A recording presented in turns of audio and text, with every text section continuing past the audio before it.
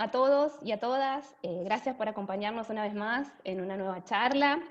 Y esta vez vamos a estar charlando sobre un tema que es, podemos decir que es bastante controversial, que es el uso de la lengua 1 en el aula de lenguas adicionales o lenguas extranjeras. Estuvimos sumando nuevas voces en charlas anteriores, estuvimos con Belén Estrione, con Vanessa Polastri, con Mariana Serra, porque tenemos este objetivo de ampliar la mirada sobre las distintas temáticas que vamos trabajando en las charlas. En esta nueva charla tenemos una invitada, Emilia Toledo, ¿sí? Ella es profesora de inglés, también es formadora de docentes, es colega nuestra en el Instituto Superior de Formación Docente 129 de Junín, y Emi también trabaja en los niveles primario y secundario. Así que Emi, muchas gracias por haber aceptado nuestra invitación. No, muchas gracias a ustedes por la invitación, la verdad que es un placer acompañarlas, sé de todo el trabajo que hacen para llevar adelante estas charlas, así que aprovecho la oportunidad para felicitarlas y para agradecerles. Gracias, Emi. Y hoy tenemos el súper enorme gusto de estar charlando con Analía Duarte. Analía acompaña desde 1994 procesos para que las personas sean comunicadores competentes y efectivos. Se especializa en comunicación intercultural en contextos de negocios. Es profesora de inglés, licenciada en lengua inglesa y traductora egresada de la Universidad de El Salvador. Es Magister en inglés y lingüística aplicada de la Universidad de Londres. Entre 2008 y 2010 realizó la maestría en psicología organizacional y empresarial en la Universidad de Belgrano para ampliar la mirada y jugar juegos más grandes. Posteriormente se formó y certificó como coach ontológico profesional en el Instituto de Capacitación Profesional en programa avalado por la International Coach Federation. Y hoy se está formando en coaching asistido por caballos. Diseña, implementa y facilita programas y procesos de habilidades comunicacionales y de gestión, tanto en español como en inglés. Centrados en el impacto en el negocio. Hace coaching ejecutivo de equipos y de vida, tanto en español como en inglés. Hace docencia terciaria y universitaria desde hace 2 décadas en el campo de la adquisición de lengua madre y lengua extranjera y en inglés de negocios. Coordina la diplomatura en capacitación de inglés de negocios en la Universidad de Belgrano, donde además dicta el módulo de andradogía, que es aprendizaje del adulto, y adquisición. Cada vez más cree en el aprendizaje y menos en el enseñaje y apuesta a acompañar a otros a aprender a aprender. Investiga y participa como asistente y como disertante en congresos locales y en el exterior. Se declara una aprendiz eterna en todo lo que condimenta con pasión y compromiso propio y para con el otro. ¡Wow, Anita! Todo lo que haces. Una descripción exacta de todo lo que haces. Muchas gracias por haber aceptado nuestra invitación. A ustedes. Como te vengo diciendo, siento que lo que ustedes hacen es súper valioso, porque ponerle micrófono a las cosas que muchos hacemos es valiosísimo, y que se animen a esto y que traigan voces diversas es maravilloso. Así que las felicito por mostrarse, por ser oferta para el mundo, porque necesitamos más de esto y le están haciendo mucho bien a la profesión. Así que gracias por el espacio y gracias por invitarme.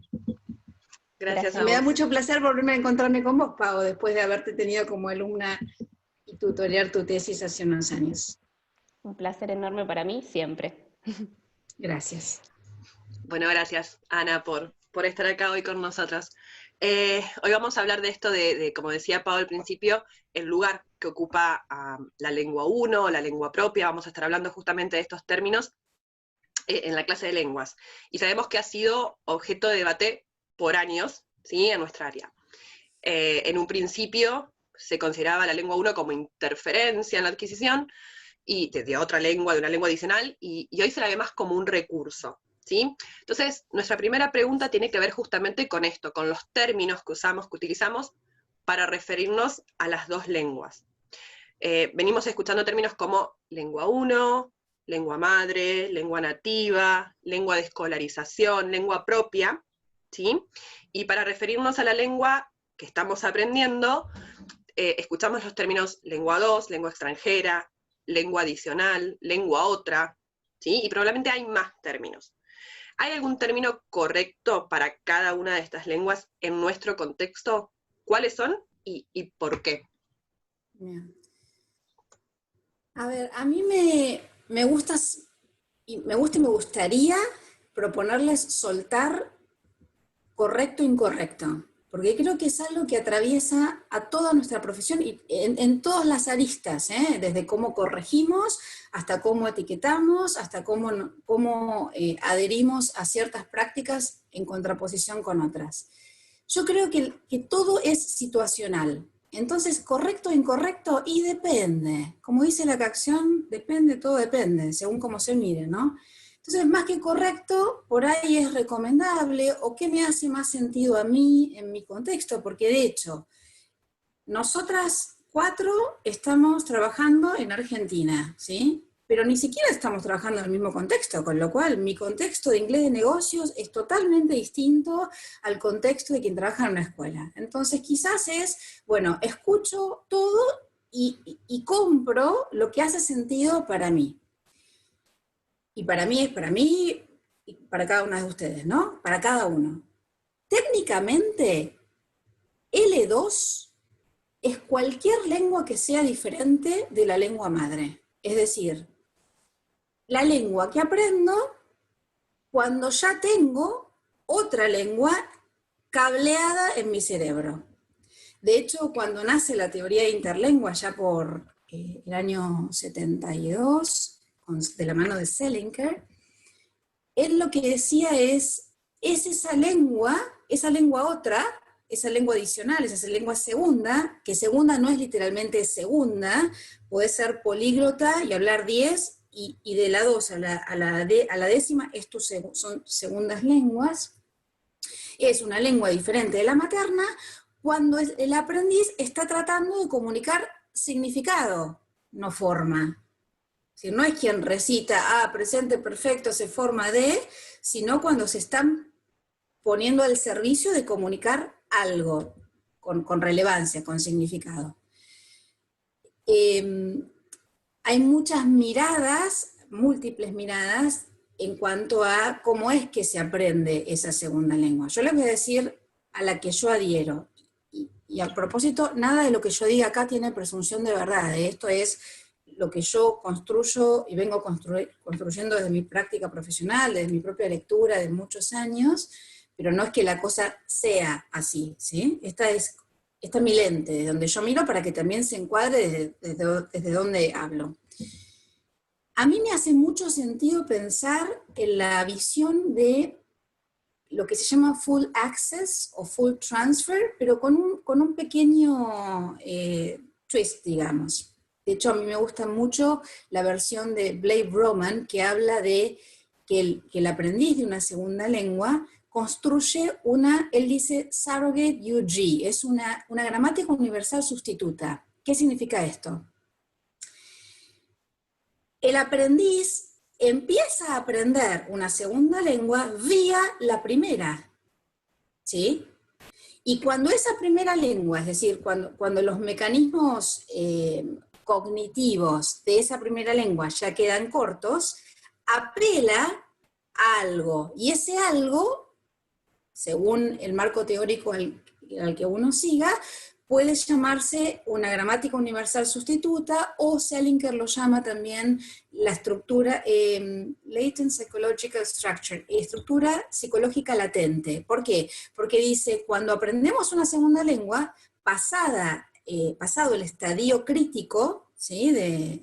O sensible, me gusta más sensible que crítico, porque el crítico parecería, llegaste a esa edad y ¡pum!, se te cae algo, y la verdad es que no es así, es un proceso, es paulatino, según tu aptitud lingüística, en algunas áreas vas a estar más favorecido que en otras, o favorecida que en otras. Entonces, desde esa mirada, a mí me hace sentido pensar que la lengua 1 es parte del proceso de adquisición de una segunda, es como la puerta de entrada a la segunda lengua o lengua adicional. Entonces, respondiendo a esta pregunta, yo lo que diría es que las invito a ustedes y a quienes nos escuchen a pensar esto de somos nuestra lengua, porque somos seres lingüísticos, somos en el lenguaje. Y en nuestro caso, que hablamos español como primera lengua, ese cableado ya está en español. Por eso es totalmente ridículo, desde mi modo de mirar, decirle a un alumno, no pienses en español, porque eso no se puede, es contra natura, ¿sí? Ya somos en el lenguaje, en esa L1, más allá de que cuando vayamos aprendiendo en la L2 va a llegar un punto, técnicamente se llama fosilización. Hoy se habla de una manera mucho más compasiva de estabilización, como que, bueno, el proceso de adquirir esta otra lengua, esta segunda lengua, se va a estabilizar, y esta autora con apellido chino, creo que es Xuan Hong, dice, es endémica, la fosilización es endémica, te va a pasar, más tarde o más temprano, les pasa al 95% de los aprendices de una segunda lengua. Entonces, teniendo todo eso en cuenta, digo, hace falta etiquetar, necesitamos del labeling, de decir adicional, otra, segunda. A mí en lo personal, segunda me suena como de segunda. Y entonces, si bien es un término súper usado, de hecho, no sé, la Biblia, lo que yo llamo la Biblia de adquisición se llama Second Language Acquisition, de Ellis, segunda hoy me resuena a que se quedó corta. Yo elijo adicional, porque es lo que ya tengo, por estas razones que les acabo de contar, y a lo que le sumo. De hecho, me gusta decir que la conjunción ya no es la O, es la I. Entonces, bueno, yo tengo el español y le sumo inglés, y le sumo quechua, le sumo otra lengua, ¿sí? Perfecto. Pero no es exclusiva, para mí por lo menos, o inglés o español. Y esto ya empieza a resolver un poco la cuestión de, ¿y tengo que dejar de lado el español en la clase? Y si tu mirada es la conjunción y, probablemente la respuesta sea no. Y también preguntarnos, ¿para qué enseñamos? Para mí la pregunta del ¿para qué? Es la pregunta guía. Yo hoy adhiero a la mirada de inglés como lengua franca porque me hace mucho sentido esto de mirar al aprendiz como un ser humano que está ampliando su modo de ser y de estar en el mundo. Y el inglés es un puente para que ese juego se abra, a poder tener una inserción mayor. Entonces, ¿por qué no capitalizar esa lengua otra, esa lengua adicional? Sí, sí, tal cual. Bueno, esa es alguna otra pregunta que por ahí vamos a seguir charlando un poquito más adelante, pero tiene que ver con cómo nos formamos y estas cosas que cargamos, ¿no? Que llevamos con nosotros. Y entre ellas es esto que vos decías, de por ahí tener que definir lo correcto, lo incorrecto, ¿no? Y que también tiene que ver con el tratamiento del error, que es lo que charlábamos hace un ratito. Sí, lengua adicional, yo coincido con vos. Lengua adicional es un término a ver, que no es solamente palabras, como vos estás diciendo, hay toda una mirada atrás de elegir también la terminología. No es inocente Bueno, ahora el lenguaje. Tal cual. Ahora que charlamos un poquito sobre la terminología, y también relacionando un poco también nuestra charla con la ESI, nos pasa, lo hemos charlado, por ejemplo, en la charla que tuvimos con Darío, y lo he charlado con vos en lo personal, que cuando planificamos nuestras clases y decidimos abordar ciertas temáticas de la ESI, donde necesariamente tiene que haber tareas o momentos que apunten a la reflexión, ¿sí? Nos pasa que tenemos que llevar a cabo estos momentos de reflexión, ¿no? en la L1, en la lengua 1, porque no siempre nuestros estudiantes cuentan con los recursos lingüísticos para poder hacer esa reflexión que es necesaria en la ESI, ¿no? en la L2. Y nosotros entonces a ese momento como docentes tenemos que tomar ciertas decisiones pedagógicas.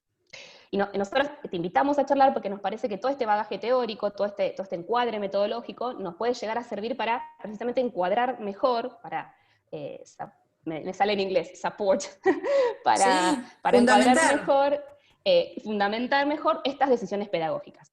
Sí, Tomar decisiones informadas. La teoría sirve, a mi juicio sirve para eso.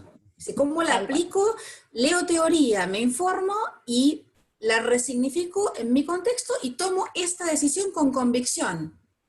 Tal cual. Porque no hay bien o mal, el depende, ¿para qué? El para qué, el propósito, siempre un para qué, el sentido, que le da sentido también a nuestras Totalmente, prácticas sí, pedagógicas. Vos hace totalmente. un ratito decías esto de que es imposible, obviamente, olvidarnos de que existe la L1. Imposible desde cualquier punto de vista. Pero hablemos un poco de los beneficios, ¿no? de la L1. ¿Cómo impacta positivamente el uso de la L1, ¿sí? En los estudiantes, ya sea en términos de motivación, de interés, ¿sí? Y en la curva de aprendizaje en sí, ¿no? En otras palabras, usar la L1, más allá de que no lo podemos evitar, ¿tiene beneficios para el aprendizaje de estas lenguas adicionales? Me gusta más tu primera pregunta que la segunda, porque la primera pregunta fue ¿cómo impacta? Con lo cual dije, dan por sentado que impacta positivamente, Sí, y sí, la otra es, sí, vamos con la primera. La respuesta dale. es un rotundo, contundente sí, sirve, ¿sí? Silvana Richardson, que asumo que todos conocen, y si no, conozcanla, argentina viviendo en Inglaterra hace muchos años, una gran referente en el mundo de IELTS a nivel mundial. Ella habla de que sí, con un uso sólido, digamos, y usado estratégicamente, con cierto juicio, ¿sí? No es usemos español a troche y moche, digamos, ¿no? De hecho, hay muchos estudios hoy, ya a esta altura, que muestran que un docente que use solamente inglés no genera más aprendizaje, no impacta en más aprendizaje para el aprendiz, ¿sí? Yo hace un ratito hablé de identidad. Nosotros como seres humanos somos seres lingüísticos, somos seres que nos constituimos en el lenguaje, y desde esa mirada también hay muchos estudios ya, por ejemplo, el de Earlstrom, del 2005 o 2006, por ahí, que de una manera muy interesante habla de, él dice, obligación moral. Y lo moral, para mí, es esto de, claro, si yo te dejo usar estratégicamente, en su justa medida, tu lengua madre, te estoy reconociendo y legitimando como un legítimo otro, porque te estoy viendo a vos como ser humano. Por eso este estudio dice, no es solo un uso natural de esta lengua adicional, sino un uso ético, ¿sí? Con ese otro ser humano. Hay un poema bellísimo de un poeta mexicano que está escrito en lengua nahuatl, ¿sí? Una lengua originaria, que dice, el poema es cuando muere una lengua, creo que se llama así, cuando muere una lengua, ¿no? Y él en ese poema dice que una lengua es un modo de asomarse distinto. ¿Sí? ¿Cómo me asomo al mundo? ¿Cómo miro? Esa ventana o esa puerta a través de la cual miro al mundo. Y dice algo así como, él dice, en cuanto a ser y estar y tener vida en la tierra. Esto de, bueno, a través de la lengua soy y vivo la vida. Entonces, ¿por qué no traer eso al aula? Si el otro está haciendo en esas otras lenguas, está haciendo ella misma o él mismo en esas otras lenguas.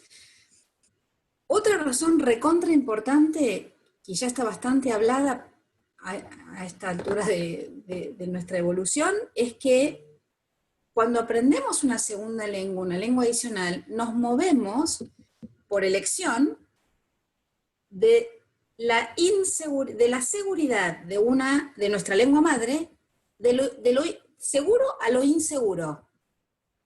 Nuestros aprendices se están moviendo de esa seguridad que les da la lengua madre, en la que son totalmente competentes, a la inseguridad de algo que no conocen. Entonces, ¿por qué no usar la lengua que ya sé para aprender otra que no sé?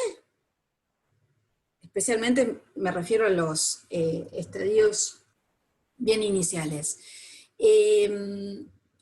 Otro beneficio especialmente en nivel inicial, pero a mi modo de ver, y de hecho yo como traductora lo uso en todo el proceso. Yo generalmente en mi caso particular trabajo preponderantemente con aprendices muy avanzados, porque en contexto de negocio yo me dedico a nivel mandos medios para arriba, y son personas que ya al ocupar un vicepresidente, estoy pensando en un caso puntual, en una organización multinacional, tiene que saber inglés, ya hablan inglés, ¿sí? Tienen un nivel muy competente del idioma. Yo uso un montón de estructuras comparadas. A mí me sirve. La literatura muestra que usar estructuras comparadas en niveles iniciales es recontra útil, y yo le agregaría en todo el proceso, porque esto de comparar y contrastar rápidamente algo tan abstracto como la gramática lo aterriza muy rápidamente, e invertimos o usamos más sabiamente tiempo para otras cosas donde el otro tenga algo importante que decir. Como siempre, la pregunta, como dije, es ¿para qué? Y como les contaba antes de que comenzáramos la grabación, hay textos en China y Japón que tienen las consignas en sus lenguas originales, en sus lenguas madres, en su lengua 1. Porque, a ver, ¿dónde está mi foco? ¿En que resuelva o que entienda la consigna? Con esto no estoy diciendo que no está bueno que decodifiquen la consigna, está buenísimo. Pero a veces, si la tarea es muy abstracta o muy compleja, ¿por qué no darles la consigna en español? ¿Sí? Otro uso es el social, la empatía, todo lo que tenga que ver con el bonding, ¿sí? Ahí cumple un rol súper colaborativo, ¿sí? Lo metalingüístico, la reflexión metalingüística, lo que se llama meta-talk, hacerla a la lengua madre, hay muchos estudios ya que muestran lo importante que es. Y no nos olvidemos nunca como docentes que la atención es un recurso, también la memoria, es un recurso psicolingüístico limitado. Y en la cabeza de un aprendiz de una segunda lengua, la forma y el significado compiten todo el tiempo. ¿Y saben quién gana? El significado.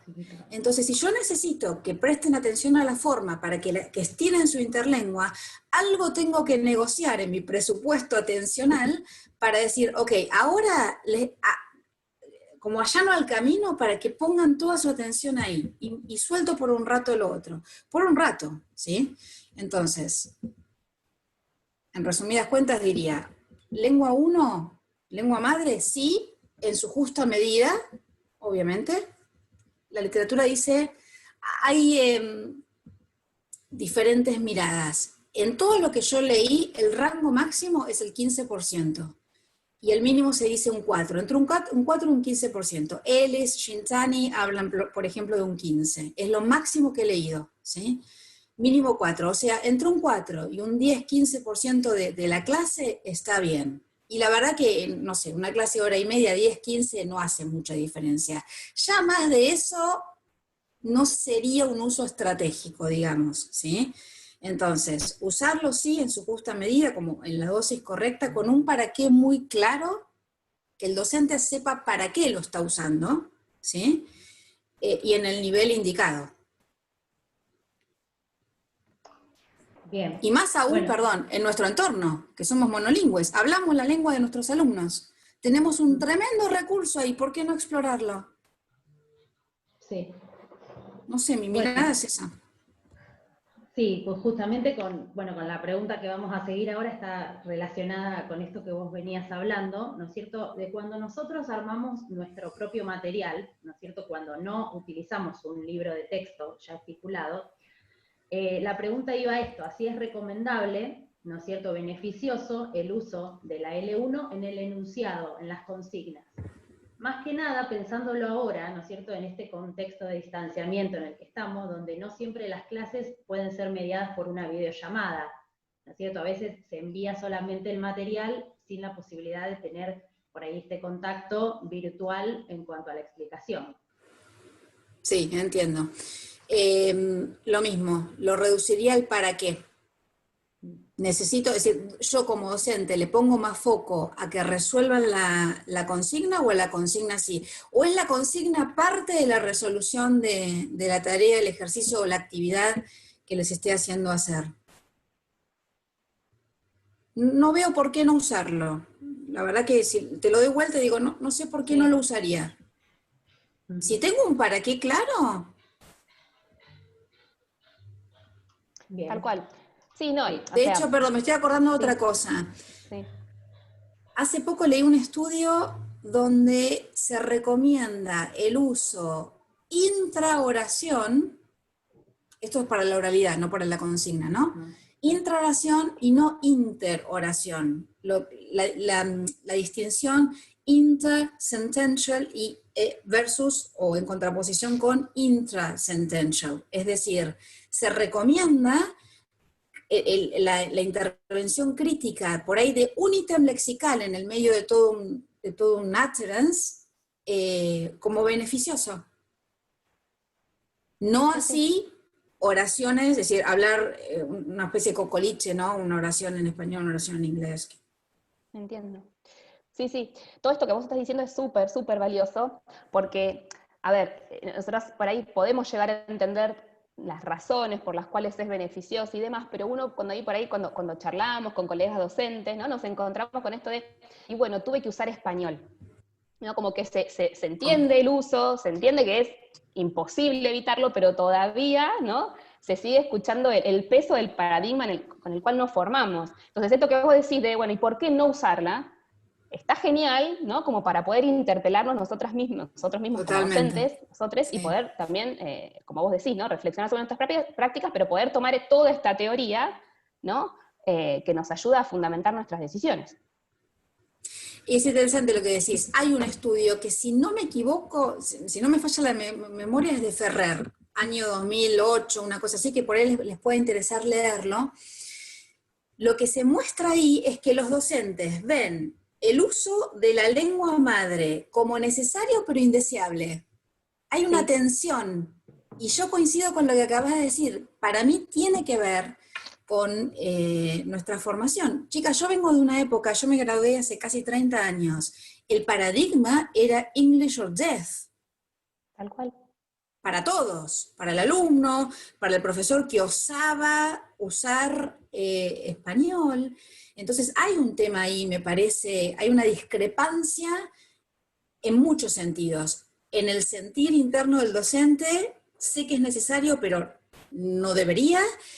En las guías docentes, yo no trabajo con libros, hace casi 30 años que no uso libros, pero les pregunto mucho al ser capacitadora de capacitadores y capacitadora de docentes, les pregunto un montón. Y hasta ahora nunca nadie me ha dicho, sí, en los teacher books hay referencia al uso de la lengua madre. Es como que se ignora como recurso. Sí, o en el peor de los casos, usar la lengua madre. O sea, como que si no claro, entienden... pero como en el peor, y no claro. ¿Por qué peor? ¿Por qué rotularlo como peor? Puede ser un recurso estratégicamente usado, puede ser un recurso súper valioso, que no es solamente para disciplinar, en cuyo caso, por lo que relevo me dicen que se usa mucho la lengua madre, sino también como un uso estratégico, incluso para enseñar la gramática, que es algo súper abstracto, lo aterriza, ¿sí? Y claramente para conectar, sirve un montón. La lengua tiene que ver con el ser, no con el hacer. A ver, y acá otra vez, ¿para qué enseñamos inglés? Para que sepan reglas gramaticales. Saber inglés no es hacer en inglés. Y para los que trabajan con niños o adolescentes, ¿para qué los están preparando? Para un mundo en donde se puedan insertar idealmente en esa lengua, aunque se traguen la S de tercera persona singular, que no pasa absolutamente nada.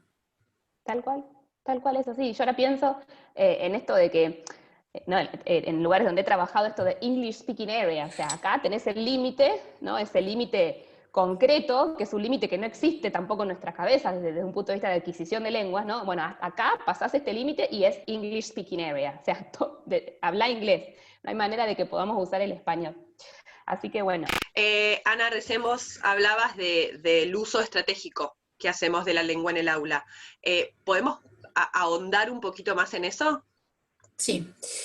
A ver, una y nada menor es lo que tenga que ver con lo que se llama class management, ¿sí? Y por eso no me refiero solamente a lo disciplinar, que es un tema, según me cuentan, que yo no conozco, pero escucho de los docentes, sino en todo lo que tenga que ver con la articulación, digamos, la dinamización de la clase. Ahí se la reconoce como un gran aliado. Por otro lado, para todo lo que sea de transferencia, lo que se llama positive transfer, la transferencia positiva, es decir, si hay estructuras que son muy similares, los cognados, por ejemplo, apalancarse en eso es un gran uso, un uso útil, valga la redundancia, ¿sí? Por contraposición, lo muy diferente, porque a veces sirve, por eso me encantan estructuras comparadas, porque te sirve para rápidamente decir, ¿viste cuando en español decimos ta, ta, ta? Acá es sa, sa, sa. Y en 2 segundos se liquida algo que es por ahí difícil de asimilar, de asirse, ¿no? de tangibilizar.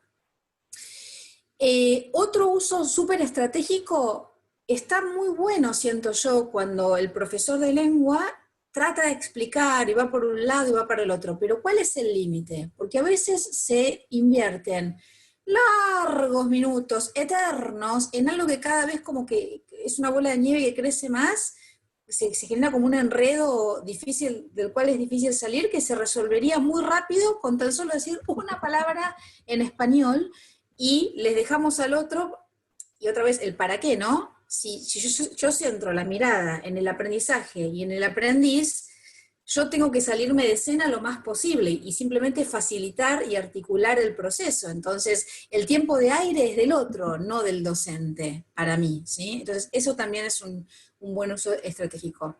Lo que dije antes, todo lo que tenga que ver con conectar a nivel humano, ¿sí? Ahí no, creo que no hay ninguna duda que la lengua madre es de recontraayuda.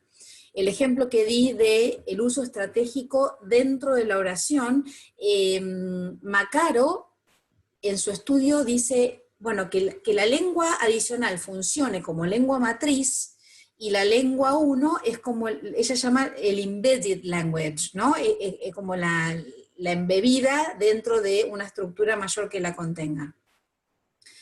Hay muchos estudios que muestran, esto es Elaine Tarone, que habla de, por ejemplo, lo que se llama foreignization, extranjerización sería, ¿no?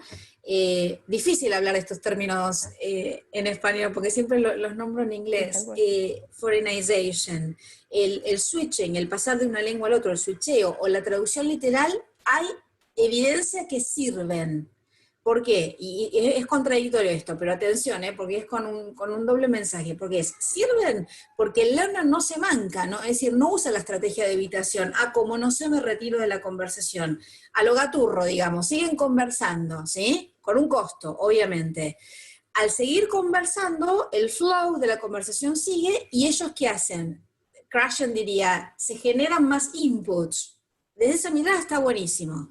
Ahora, atención, porque eso tiene que ser usado con criterio, y ahí me encanta la mirada de Peter Skian, que dice, ok, ojo, porque eso que les sirve, un sobreuso de eso los llevaría a no desarrollar recursos para que se produzca un estiramiento de la interlingua y que desarrollen la competencia estratégica que es súper necesario desarrollar dentro del constructo de competencia comunicativa. Uno de los globitos es competencia estratégica. Y para mí hoy es la competencia, porque te puede fallar mucho de lo otro, ¿sí? La lingüística, la sociolingüística, la discursiva, pero la estratégica es la que te rescata de alguna manera de los contextos comunicacionales en los que estás. ¿Qué más? A ver si me olvido de algo. Les quería leer, miren, una cita, uso estratégico también podría ser esto. Esto es de Cook, del año 2010, quien dice, humans teach and learn by moving from the familiar to the unfamiliar, by building new knowledge onto existing knowledge. Language learning and teaching is no exception to this rule. Translation is just a bridge between the familiar and the unfamiliar, the known and the unknown. Learners, moreover, need that bridge to maintain the links between their languages and identities. Sí. O sea, la identidad, chicas, para mí fundamental. Es fundamental. Y él habla acá de Interesante. traducción. Yo y mi equipo de trabajo, el equipo que dirijo, usamos obligatoriamente, es mandatorio, hacer un ejercicio de traducción mensual. Y nos recontra sirve. Sí. Porque el Más alumno, Sí. perdón, chiquito cierro, el alumno dinamiza, entrena su readiness, el hecho de hacer el puente más ágilmente. La verdad es que yo no sé si un profesor avesado en metodología validaría esto. Yo desde la práctica y desde mi lectura de psicolingüística, les digo, a mí me funciona y por eso se lo comparto a mi equipo de trabajo, el que coordino, y nosotros lo usamos obligatoriamente. Es un ejercicio más que se hace una vez al mes. Obviamente, si me dijeras, trabajo de traducción todas las clases, diría no, porque el Grammar Translation Method Ya pasó. es anacrónico. Pero hay cosas de eso que nos recontra sirven, y ahí necesitamos la lengua madre. Por lo menos mi mirada es eso, ¿no? No, y volviendo al tema de identidad, más allá de todas esas súper razones valederas, desde lo lingüístico, de lo psicolingüístico, es reconocer al otro, a la otra, al otro como es, digamos. No podemos negar esa identidad. Hay una tendencia a relacionar el uso de la E1 con la oralidad, ¿no? Pero al momento de escribir, no podemos negar que hay también influencia de la L1, y también pensándolo desde la interculturalidad. Entonces, ¿cómo impacta esto en las producciones escritas de nuestros estudiantes? ¿Cómo podemos potenciar todo este bagaje, del cual venimos charlando hace un ratito, y utilizarlo, ¿no?, como andamiaje quizá, en la escritura? A ver, escucho dos partes ahí de esa pregunta. Una es sobre la escritura propiamente dicho, y otro escucho sobre la interculturalidad. Sobre la escritura, digo, me hago esta pregunta. Si yo estoy haciéndole hacer a un grupo de alumnos o a un aprendiz algo de escritura, y mi para qué es la escritura, ¿sí?, que escriba, ¿por qué no andamiar en español? Otra vez lo remito al para qué. ¿Mi foco es la consigna o mi foco es que estructure escribir? Cuando no estamos muy entrenados en escribir. Estamos entrenados en escribir cositas cortitas para las redes sociales, pero mucha gente no escribe como práctica diaria. Es toda una gimnasia entrenarse en la práctica de escribir. Entonces, ¿por qué no andamiar desde la lengua madre? ¿Sí? Eso en cuanto a la primera parte. En cuanto a la segunda parte, a ver, lo pienso, acá lo miro desde el coaching. Hay una fórmula canónica para la vida, no solamente para la enseñanza y el aprendizaje de cualquier cosa, que es R es igual a R. Significa, los resultados que obtengo son directamente proporcionales a las relaciones que cultivo. Y si la vida ocurre en relación con otros, ¿sí?, y yo soy mi lengua madre, ¿por qué no relacionarme, no usar mi lengua madre como una palanca relacional para vincularme con un otro desde quien soy? Lo intercultural empieza desde quien soy. Y a mí me parece que es recontra importante llevar al aula eso, porque al menos a mí me pasa, yo no soy la misma en español que en inglés.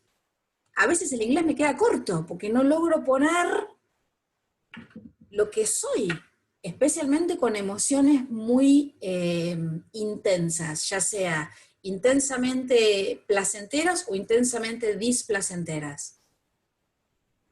Me queda corto. No sé a qué se refieren con interculturalidad, pero se me dispara desde esa mirada, desde respetar Tal cual. al otro, legitimar al otro como un legítimo otro que es en su lengua madre. Sí, Porque no es volitivo, Vamos. la lengua madre no se elige. No elijo, yo esta no la voy a aprender.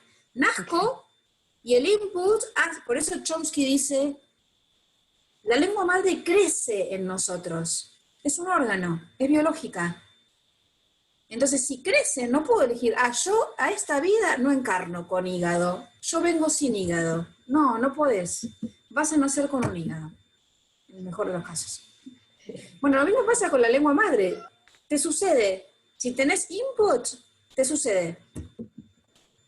Bien. ¿Por qué no usarla? Bárbaro, muchas gracias, Ana. Bueno, como bien sabemos, otra de sus áreas de especialización es el aprendizaje lexical. Hay muchos estudios que hablan del beneficio de este enfoque en la enseñanza de lenguas adicionales. ¿Nos podrías comentar un poquito cuáles son esos beneficios? Es una de mis pasiones, junto con Sí. el audio, con la escucha. Son muchísimos. Yo creo que si abordásemos la enseñanza en todos los niveles, en todas las edades, desde lo lexical, el impacto en la curva de aprendizaje sorprendería a más de un docente. ¿Por qué? La gramática es abstracta, ¿sí? Y la lengua, como bien dice Lewis, es gramática lexicalizada y no lexis gramaticalizado, ¿sí? Esto es, no es que tengo slots a los que les voy metiendo palabras. Es al revés, desde chunks, desde, ¿cómo se dice en español chunks? Como pedacitos de lengua ya construidos, prefabricados, se desprende la gramática. Y esto sucede también en la lengua 1, en la lengua madre. Entonces, abordar el aprendizaje desde lo lexical hace que el aprendiz sea más idiomático, porque lo que produce, oral o por escrito, es un chunk prefabricado, ya hecho, digamos, ya armado, que suena más idiomático. Es más preciso, comete menos errores. Yo el sábado pasado les contaba a los alumnos de la Diplomatura en Inglés de Negocios que tengo una alumna, una cliente, A2, es la CFO, la número 1 de finanzas de un grupo español, hace muchos años que está ahí, hizo toda su carrera en español, y de hecho ella es de las que se jactaba, yo no necesité del inglés para crecer, y de hecho fue cierto. En las corporaciones suele pasar que se toman decisiones de la noche a la mañana, y un día llegó una comunicación que la nueva cabeza de la organización era Emma, una canadiense. Y se le vino la noche a mi cliente, porque ahora sí tenía que usarlo para fines reales. Con lo cual, lo que venía haciendo, solo hago inglés para ayudar a mis hijos, porque van a colegio bilingüe, empezó a ser una necesidad propia, ¿sí? Todo el abordaje fue lexical. Ella produjo, una A2, chicas, produjo en un mail autogenerado, sin ninguna intervención de ninguna ayuda nuestra, "We should have met before". Ahora, ¿sabe esa gramática? No tiene ni la más pálida idea, y a mí no me interesa como capacitadora de ella, pero produjo el chunk "We should have met", que hace que sea más accurate, pero no es porque sabe la gramática, y poco le importa a ella poder nombrar la gramática. Ese es un buen ejemplo de por qué se vuelven más accurate. Entonces, más idiomáticos, más accurate y más fluidos. ¿Por qué? Porque lo tienen más a la mano, está ready-made, no tienen que estar computando, entonces, ¿cómo lo digo? ¿Sí? Los beneficios son múltiples. Para mí, a todas las edades, en todos los niveles. Más aún en los niveles iniciales. Yo no perdería tiempo realmente no, me parece, y lo digo con respeto, me parece una pérdida de tiempo esto de unidad 1, presente simple, unidad 2, presente continuo, además de que va a contrapelo de, que por ahí sería bueno para otra conversación, cuáles son las secuencias de adquisición, porque se sigue enseñando primero presente simple cuando ya se sabe que se adquiere primero el pasado, pero los libros trabajan primero con el presente simple. Y primero se adquieren los verbos irregulares y después los regulares, porque se empieza al revés.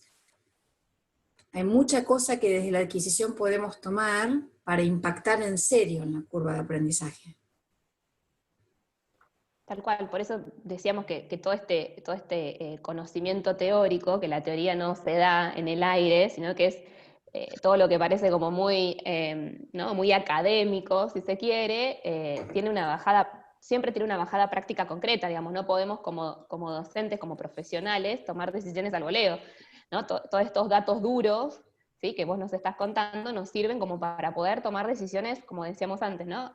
Informadas. ¿Qué es lo que hace el médico, chicas?